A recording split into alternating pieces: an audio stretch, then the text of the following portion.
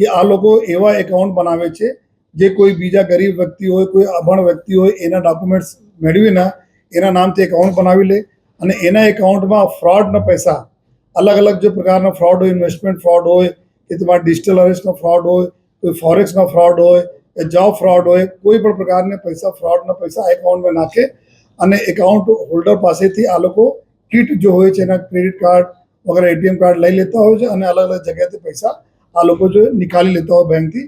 તો આ પ્રકારના મ્યુલ એકાઉન્ટ શોધવાની કામગીરી થઈ હતી. જો એના જ અનુસંધાને સુરત શહેર પોલીસ દ્વારા છેલ્લા 1 માસથી જો એના પર ફરીથી further mule hunt operation mule hunt 2.0ના નામથી અમે લોકો કાર્યવાહી કરતા હતા. જો જેમાં ખાસ કરીને અમારા જો ઇન્વેસ્ટિગેશનમાં આ રીતે આવ્યા છે, ઘણા બધા આમાં એવા વ્યક્તિઓ હોય છે કે જેના એકાઉન્ટ હોય લેકિન એને ખબર જ નથી હોતા. અમુક વ્યક્તિઓ એવા હોય છે કે આ કમિશન ઉપર એકાઉન્ટ આપે છે. જો ભૂતકાળમાં અમે લોકો અરેસ્ટ પણ કરેલા છીએ આ લોકોના, જેના નોલેજમાં બધા થઈ રહ્યા છે.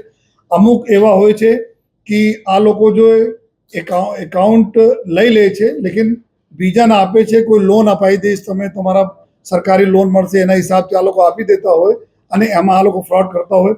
તો ઇન્વોલ્વમેન્ટ ખરેખર એકાઉન્ટ હોલ્ડરના છે કે નહીં એના બારેમાં બહુ જરૂરી હોય છે, જેથી જો ખરેખર જો ગુનેગાર છે એને સજા મળે.